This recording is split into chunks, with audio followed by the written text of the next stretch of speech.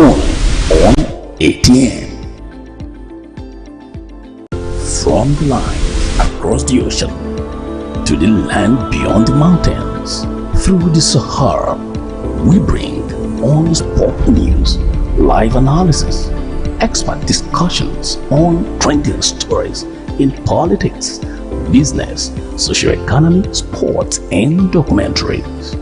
So catch all the updates on the happenings around the globe. Stay focused on the fact today, only on ATN. From the line across the ocean to the land beyond the mountains, through the Sahara, we bring all the sport news, live analysis, expert discussions on trending stories in politics, business, socio-economy, sports.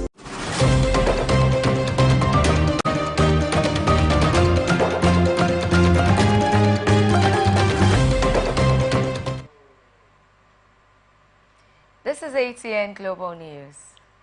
First, the headlines.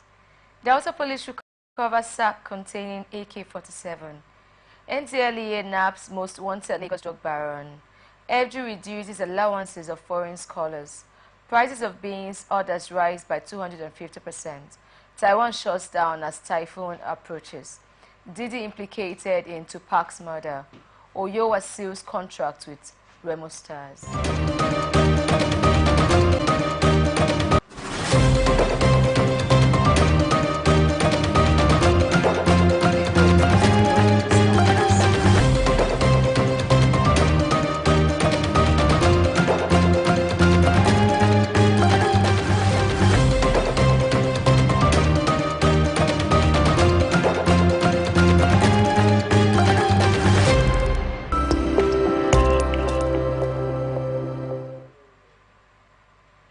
And now the news in details.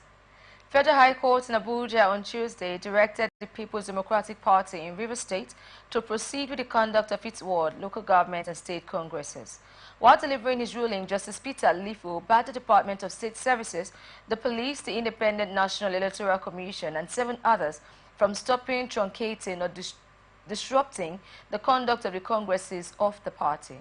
The congresses were scheduled to commence on July 27th across the country, with ward congresses followed by local government congresses on August 26th and then the state congresses in September. The scheduled congresses are to elect new officers that would run the affairs of the PDP at the wards, local government and state levels of PDP in Rivers State. Following the release of the timetable, the Rivers State High Court sitting in Port Harcourt on July 16, 2024 barred the PDP from conducting its Congress in the state. This court order came a few weeks after Governor Siminalayi Fubara told some National Assembly members that the PDP had failed him and his supporters. The Rivers Court, presided over by Justice Sobere Biambo, gave the order in a suit filed against the PDP, the party's national chairman, the national financial secretary, and the national organizing secretary.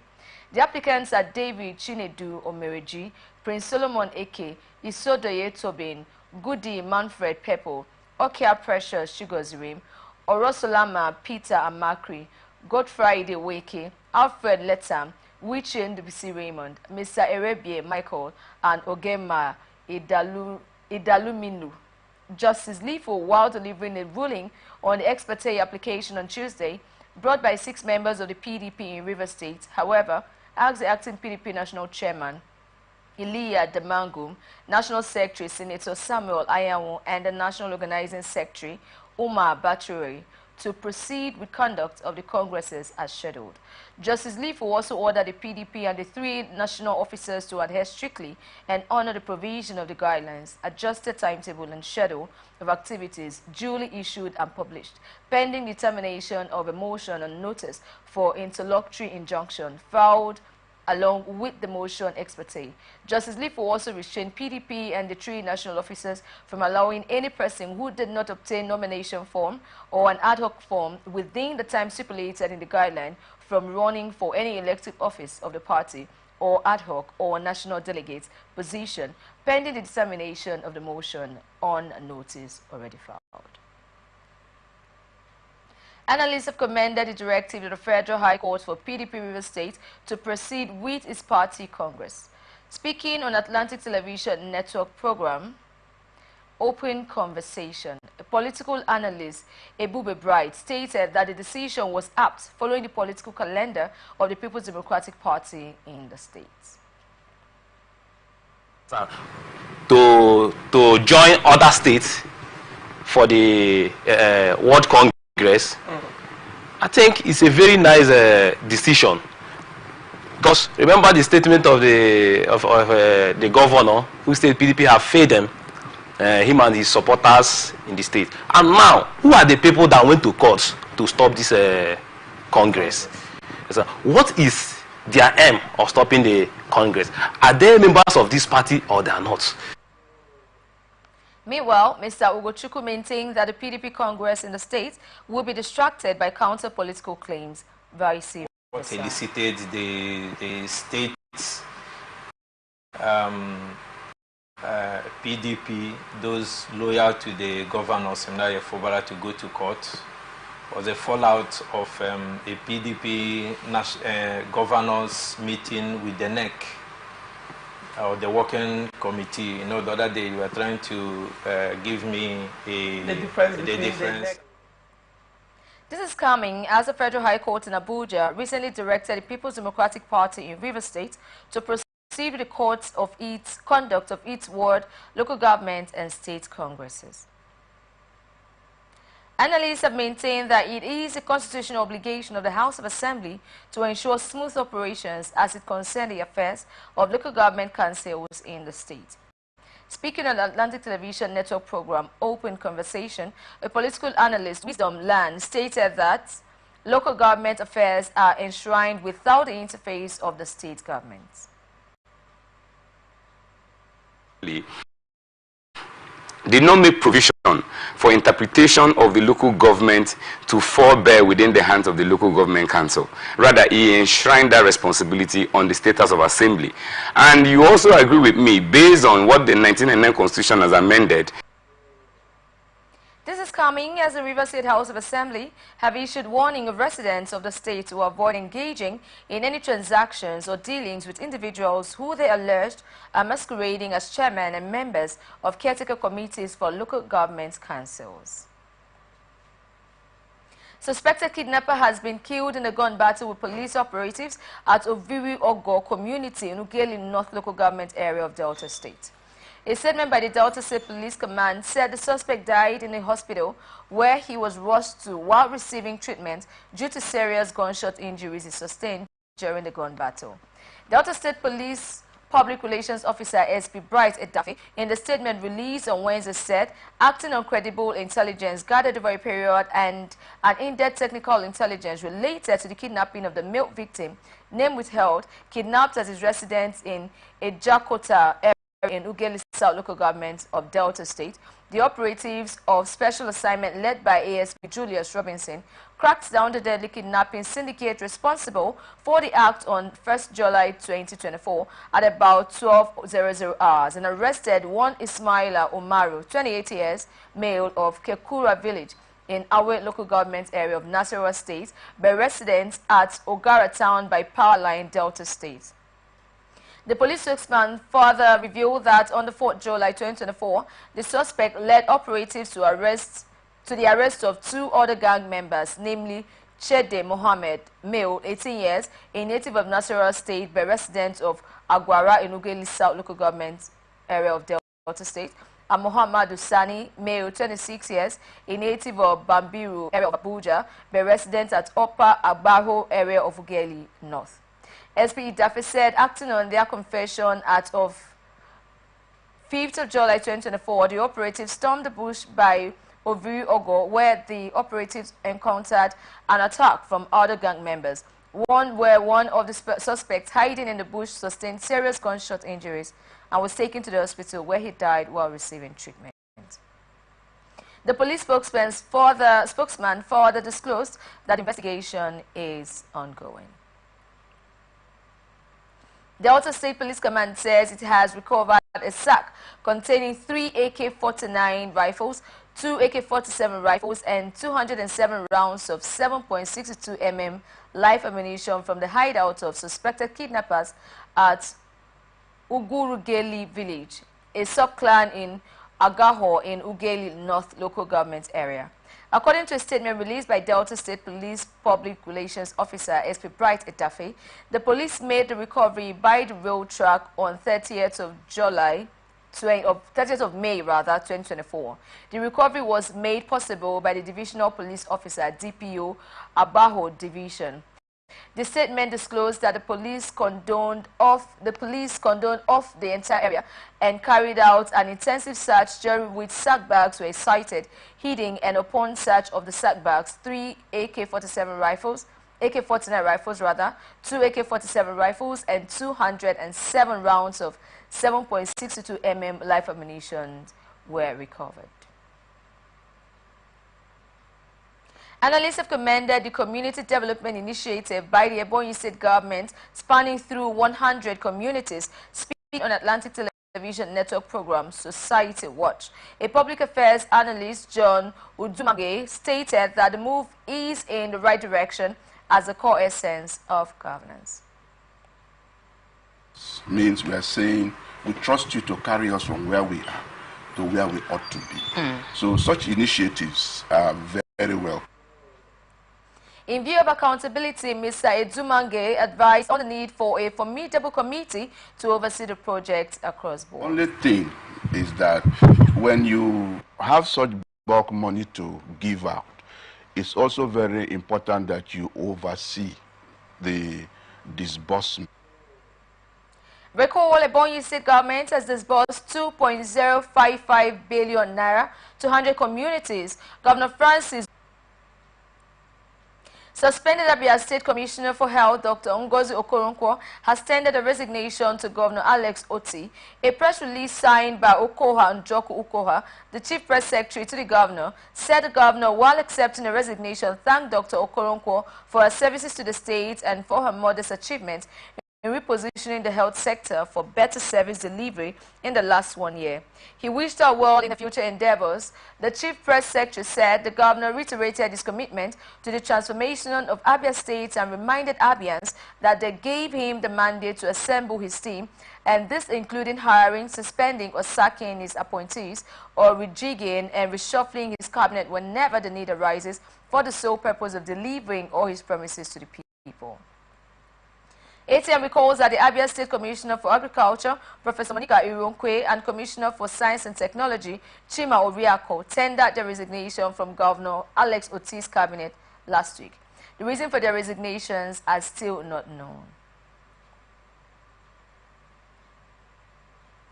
Analysts have tasked both the Anambra State and federal government on the need to tackle the sit-at-home issue in the southeast with adequate security apparatus. Speaking on Atlantic Television Network program Society Watch, a public affairs analyst, Rose Oduyemi, stated that without assurance of sustainable and adequate security, lives of citizens will constantly be at risk. Here you can go and bust them all. The moment you are thinking you are recording success here, somewhere in the interior, you are getting another news. Oh, exactly. And then they don't just make empty threats. Some of the threats made are always, follow with, actions and more threats. And once you can take the hold of the people with fear. So even if you say everything is safe, you still want to check. This is coming as traders and leaders of various markets in Anambra State, particularly the commercial city of Onitsha, have expressed concerns that despite the various directives by the state governor, Professor Chukwuma Soludo, that major markets should be opening on Mondays to counter the sit-at-home order as directives happen to being flouted. National Drug Law Enforcement Agency, NDLEA, said its operatives have arrested a wanted Lagos drug baron, Alhaji Suleiman Jumong, popularly known as Temo, after many years of evading arrest and wearing the toga of invisibility. Temo, 57 years old, alleged to be the overall head of the Mushin Lagos drug cartel, was arrested was arrested by NDLEA at his enclave after an initial resistance from him and his horde of hoodlums. This was announced on Wednesday in a statement by Femi Babafemi, Director of Media and Advocacy. Babafemi said the NDLEA in the last 2 years have interceptors tasked with the assignment of getting the suspect arrested for their resilience, vigilance, and professionalism. Operatives of Lagos State Police Command's Rapid Response Squad have arrested 90 male suspects during a raid on suspected criminals in the late hours of Tuesday. The operation, which was done in collaboration with Area A Command, targeted notorious hotspots in Obalende, Adeniji, and Lagos Island areas of the state. The IRS disclosed this in a statement on Facebook on Wednesday. It added that all the suspects have been handed over to the Lagos State Environmental and Special Offences Unit for further investigation and prosecution. The statement further read that the IRS commander, CPS Shola Jejoloye, has ordered an expansion of the squad's operation to cover Lekki, Jakinde Roundabout, and VJC. ATM reported in April how IRS operatives arrested 43 suspects across black spots in Oshodi and its environs during an overnight operation. Monarchy tussle in Araromi Owu, Ayedade local government area of Osun State, which escalated into a crisis in the community, has claimed 2 lives. The situation was said to have been developing since last week before it eventually snowballed into a full-blown crisis on Wednesday with the raising of cars by a grief party in the tussle. A resident in the community, Ismail Oloye, also disclosed that mercenaries hired by the Agric party set fire to an access road into the town to prevent security operatives from entering. It was also gathered that some hoodlums were laid a batch of security operatives deployed to the community, inflicting injuries on some personnel. Another resident who pleaded anonymity disclosed that 5 persons have been killed in the crisis, while houses and cars were set ablaze by the rampaging hoodlums on the ground that the monarch designated for the community is not qualified. The Osun Police Command spokesperson SP Yemisi Opalola, while confirming the incident, said mobile police force has been deployed to the town along with a special police unit to restore peace.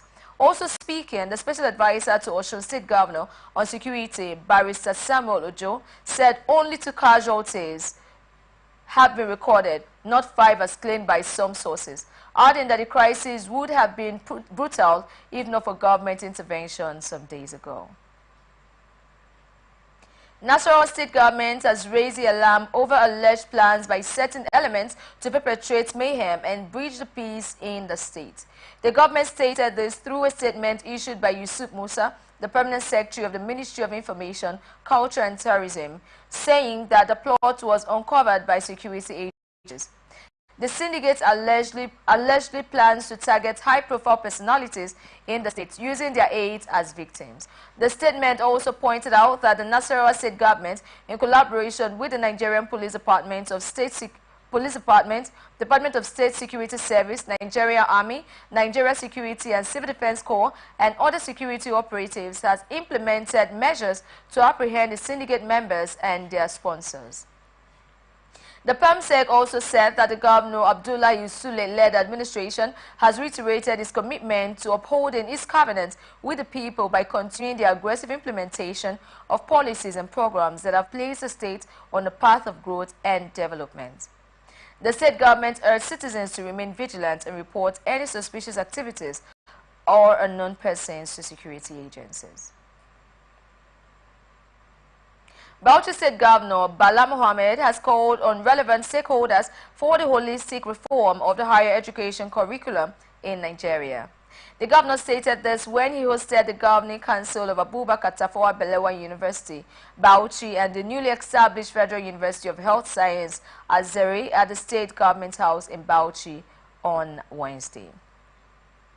The governor, who acknowledged the reality of the universities in Nigeria, said they are struggling to survive and the current curriculum is not adequately preparing students for the challenges of the 21st century.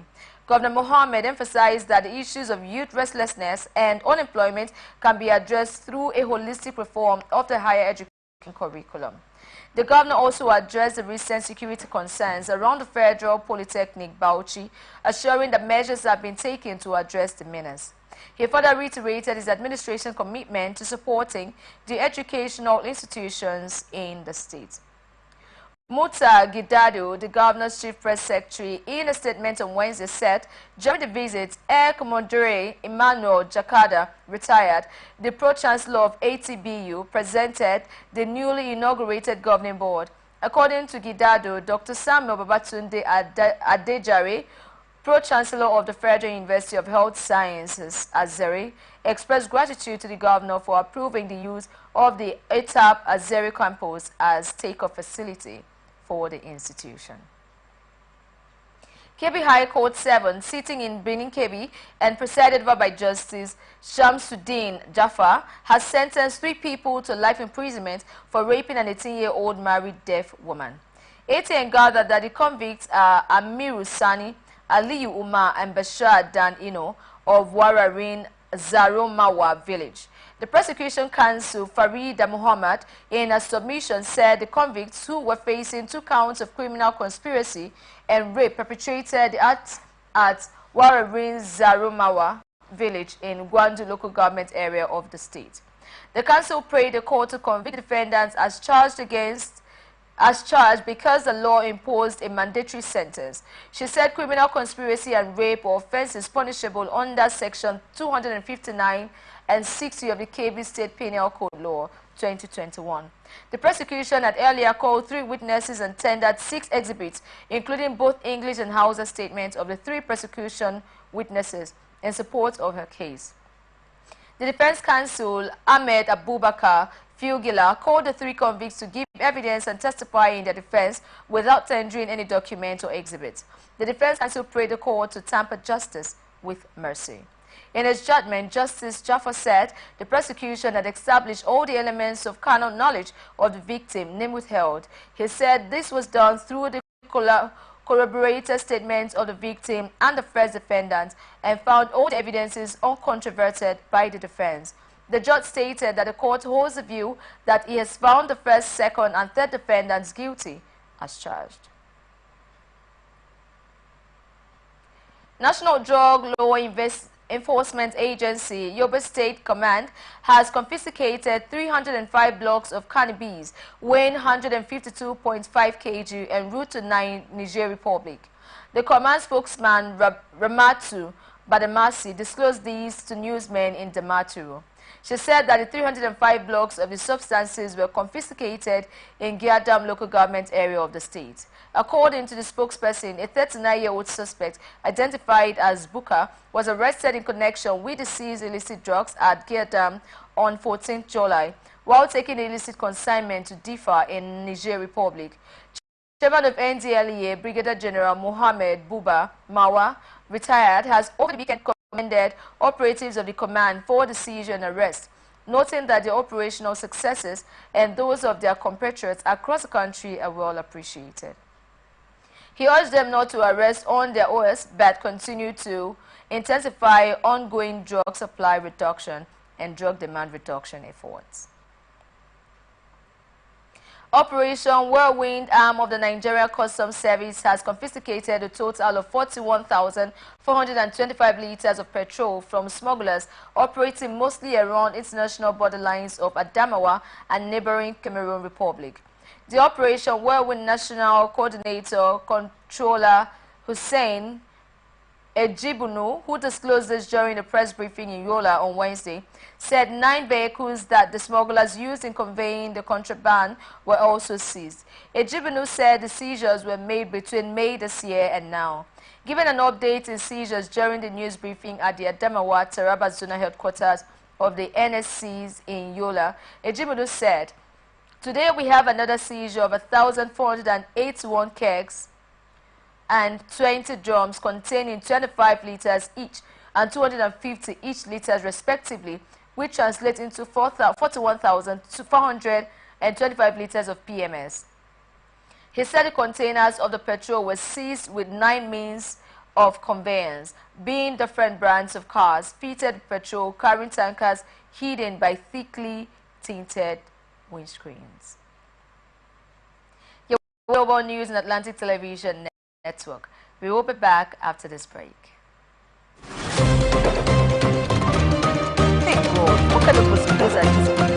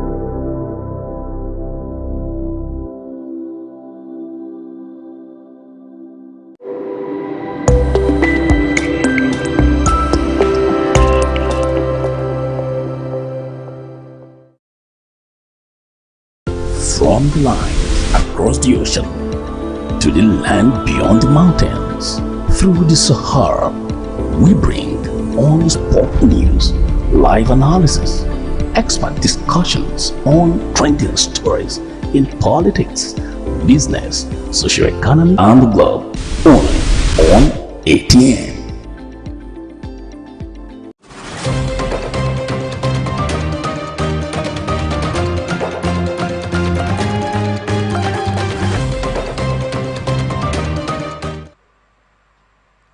Welcome back. This is the Global News and Atlantic Television Network.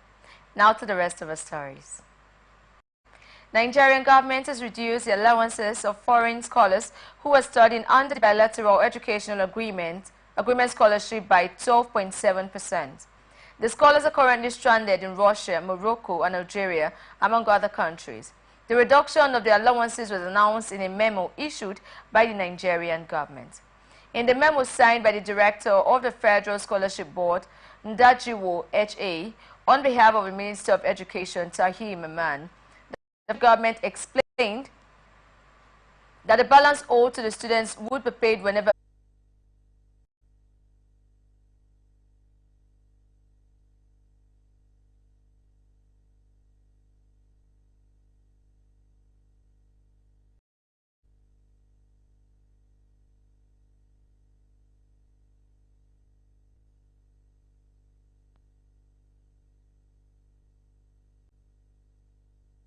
on Wednesday in Abuja. Abu said the resumption of the trials was in pursuance of the government's commitment to promoting social justice by entrenching a administrative system. He said the ongoing trials are in line with the international criminal justice system and were being administered by the Federal High Court of Nigeria. He added that the complex casework group of the Office of the Attorney General of the Federation and other critical stakeholders were also involved. According to him, the trials had been prosecuted under the coordination and supervision of the NCTC ONSA. Abu said that more than 300 suspects were on trial, with 5 reputable judges manning the 5 courts and chambers set up for the speedy administration of justice. He further disclosed that the trial involved multiple stakeholders. Are here. We have discussed issues of national interest, and all of us are working for Nigeria, and we hope and believe that Nigeria is going to be great again. When asked if the government has been engaging with the stakeholders and organizers of the planned protest, Idris said engagement has always been an ongoing thing. On the alleged insistence of some top Nigerians, including the senior advocate of Nigeria's son, Femi Falana, that the protest must go on, Idris said the senior lawyer was entitled to his opinion in a democracy. Some of the ministers who were at the meeting included Yesom Wike, FCT, Yusuf Tuga, Foreign Affairs, Zafanaya Juselo, Special Duties, Tahir Maman, Education, and Abubakar Bagudu, Budget and Planning. Others are Wale Edun, Finance, Mohammed Idris, Information, Bello Matawale, Defense, David Umahi, Works, and the National Security Advisor, Nuhu Rapihu, amongst others. Analysts have frowned at the federal government's inability to proactively tackle issues of hardships across the country. Speaking on the Atlantic Television Network program, Open Conversation, a socio-political analyst, Justin Obi, emphasized on need for adequate attention and timely response for the citizens by the government. Wait for people to say, okay, well. Minister of Information and National Orientation, Mohammed Idris, has said while the government of President Tinubu acknowledges the right of every Nigerian to engage in protest, it is equally committed to ensuring that these activities do not disrupt public order or violate the rights of others. Idris, who stated this when he received members of the Charismatic Bishop Conference on a courtesy visit to his office in Abuja on Wednesday, said the government is aware that people would want to hijack the planned protests and unleash violence on innocent Nigerians. Idris said President Tinubu was fully aware of the genuine concerns and complaints expressed by Nigerians across the nation, and he is actively working to implement effective policies aimed at alleviating the challenges faced by the citizenry and bringing relief to all Nigerians. The minister said in an unprecedented move, President Tinubu is fashioning out a policy of paying stipends to all young university and polytechnic unemployed graduates in the country, pending their formal employment in any sector of the economy. He explained that because of the president's commitment to the welfare of Nigerian workers, even after the tripartite committee on the national minimum wage completed his assignment and submitted its report, the president sustained his engagement with the organized labor union until an amicable resolution was reached, which gave birth to the 70,000 naira minimum wage. Idris said the introduction of the compressed natural gas policy by the president is a game changer in the country's economy because of its ability to bring down the cost of transportation by about 60%, thereby providing a viable alternative for petrol and diesel. The minister said henceforth any government procurement of vehicles or machinery must have a component of CNG embedded in the contract. He also highlighted a significant improvement in the security situation in the country, saying since the advance of Tinubu administration, the Nigerian Senate on Tuesday passed the Police Act Amendment Bill to enable a person appointed to the office of the Inspector General of Police to remain in office until the end of the term stipulated in the letter of appointment. The executive bill was forwarded to the Senate by President Bola Tinubu in a letter. The Senate thereafter passed the bill for the second and third time after consideration of the bill. Correspondent Rotimi Adewuyi reports. The Senate leader, Senator Okoyemi Bamidele, led the debate on the general principles aimed over the bill and seek further explanation based on their separate opinions as shared. Is there any clause anywhere that subjects the stay in office by the IGP to good conduct, to performance? Because, Mr. President, when we simply give them the opportunity to serve as far as the tenure in the letter indicates, I think that will be abused because somebody will feel he will not be removed regardless. And I think if there is no proviso, age constraints, the new Police Act amended bill when assented to by the President, will enable an appointed Inspector General of Police to remain in office for 4 years irrespective of his retirement age. Rotimi Adeoye, ATN News, Abuja. Federal government has announced that it is deploying reinforced concrete technology on the long-delayed East-West Road, which spans the South-South region of Nigeria. This move comes after threats of protest from the movement for the survival of Ogoni people and former agitators in the Niger Delta over the uncompleted axis of the road. In a statement on Wednesday in Abuja by the Minister of Works, David Umahi's spokesman, Uche Naoji, stated that the government is committed to ensuring that segments of the road do not fail again. He explained that the use of reinforced concrete technology will end pavement failures and years of infrastructural neglect on the highway.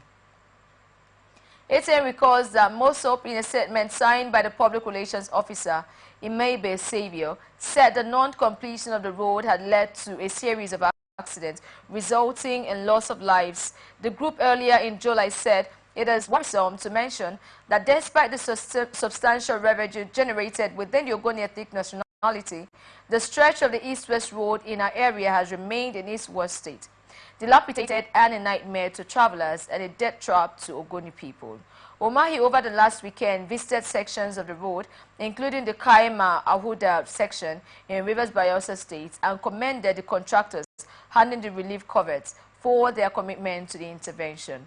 He also lauded the quality of work being done on the kilometer 15 section 3A of the East-West Road.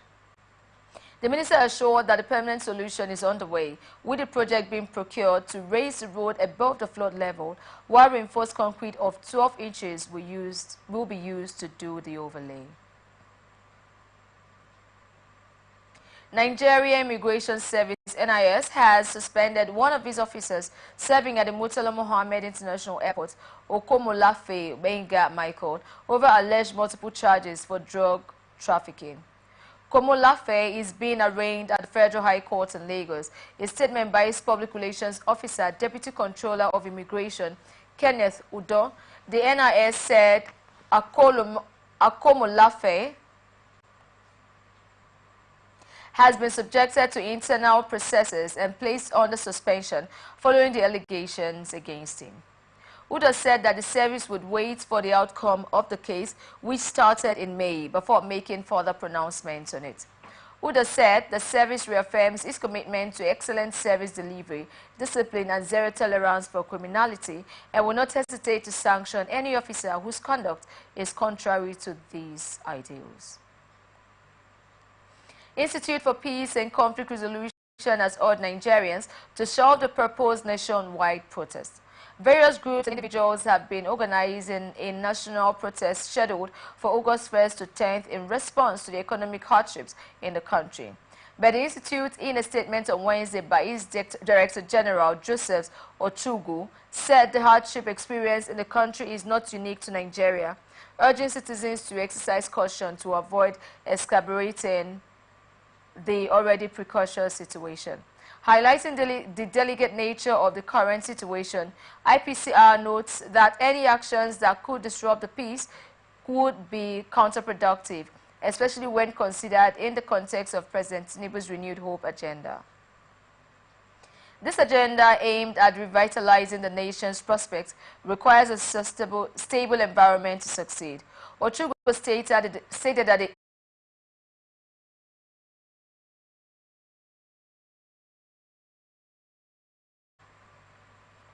Ohaneze Ndibo worldwide has expressed gratitude to President Bola Tinubu for signing the Southeast Development Commission into law. ATN reports that President Bola Tinubu on Tuesday signed into law bills creating 2 new regional development commissions in Nigeria. The bills include the Northwest Development Commission, NWDC, sponsored by Deputy Senate President Jibrin Baruao, and the Southeast Development Commission, NSDC, sponsored by Ben Kalu, Deputy Speaker of the House of Representatives. Reacting, Ohaneze, in a statement issued on Wednesday by its National Publicity Secretary, Dr. Chiedozie Alex Obonia, described the bill as a quantum leap, a hope renewal, and a significant part of a new beginning. The statement noted that the President General of Hanese, Chief Engineer Dr. Emmanuel Iwayamu, was highly ill in May. Tomatoes 1 kilogram also saw significant price increase, rising from 320.67 year-on-year from 547 naira 28 kobo in June 2023 to 2,302 naira 26 kobo in June 2024. On a month-on-month basis, the average price of tomatoes increased by 55.59% from 1,479 naira 69 kobo in May 2024. Additionally, the price of Irish potatoes rose from 288.50% year-on-year from 623 naira 75 kobo in June 2023 to 2,423 naira 27 kobo in June 2024, and by 51.92% month-on-month from 1,595 naira 7 kobo in May 2024. Furthermore, the average price of a kilogram of yam tuber increased by 295.79% year-on-year from 510 naira 77 kobo in June 2023 to 2,021 naira 55 kobo in June 2024. On a month-on-month basis, the price rose by 52.87% from 1,322 naira 36 kobo in May 2024 to 2,021 naira 55 kobo in June 2024. Others have announced that the newly approved minimum wage applies to all workers across both public and private sectors, including maids and other domestic staff. The bill was speedily passed by both chambers of the National Assembly just after it was transmitted by the President, Bola Tinubu. Organized private sector has deliberated that a hike in the monetary policy rate of the Central Bank of Nigeria would raise the cost of borrowing from banks, worsen hardship, and increase the cost of production in Nigeria. On Tuesday, the CBN raised the MPR, otherwise called the interest rate, by 50 basis points to 26.75% from 26.25% stability. Up next, international tidbits. Rescuers aided by drones were continuing a desperate search on Wednesday for possible survivors of devastating landslides in an isolated area of southern Ethiopia that have killed 229 people and affected thousands more. Humanitarian agencies were also scrambling to rush emergency relief aid to the stricken community. The deadliest such incident recorded in Ethiopia, a country highly vulnerable to climate-related disasters. About 14,000 people need to be evacuated from the area urgently because of the risk of further landslides, a UN source told AFP. Local residents have been using shovels and their bare hands to dig through the vast mounds of mud to hunt for victims and survivors of the landslide in Kencho's Sacha Gozdi, a hard-to-access locality in the regional state of South Ethiopia, hundreds of kilometers from the capital, Addis Ababa. So far, 148 men and 81 women are confirmed to have died in the disaster, which struck the remote and mountainous area. The Gofa Zone, Communications Affairs Department, which covers the locality, said Tuesday.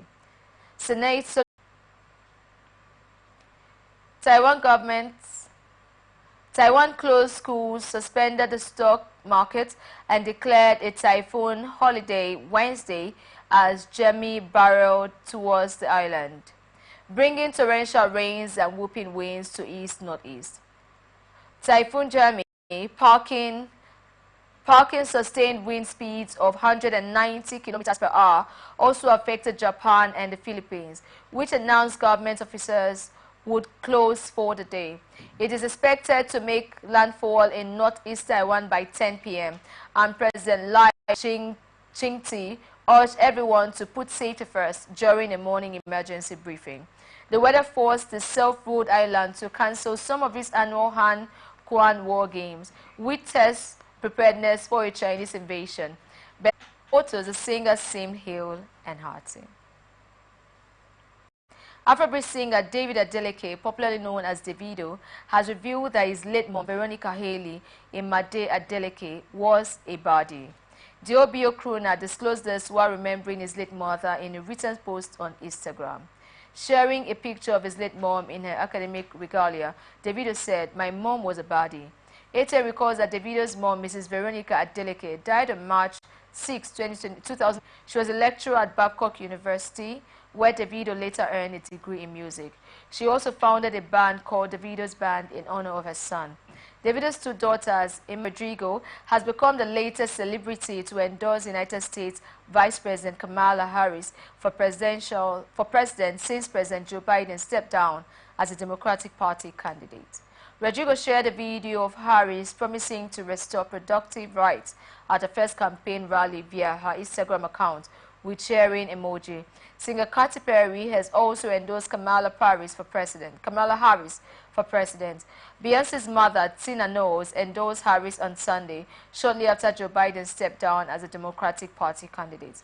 Meanwhile, Beyonce has granted Kamala Harris permission to use her song Freedom for her presidential campaign. Harris walked out to the song during a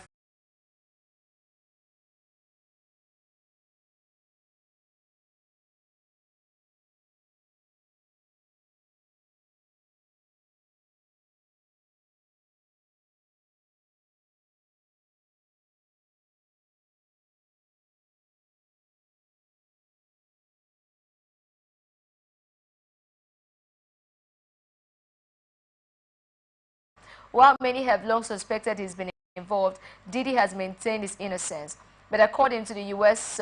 Sun, new court documents reveal Diddy is accused of paying $1 million for Shakur's assassination by suspect Dwayne Kefidi Davis, who was arrested for the murder last year. However, it's still unknown if Diddy will be subpoenaed or indicted as part of the case. In papers filed on Thursday, July 18th, Diddy is named 77 times by his various pseudonyms, Puff Daddy, Puff, and his government name, Sean Combs. His first mention as prosecutors explained the deadly rivalry that existed between Bad Boy Records on the East Coast and Death Row Records on the West Coast, headed by the Marion Shug Knight prior to Shakur's shooting. The document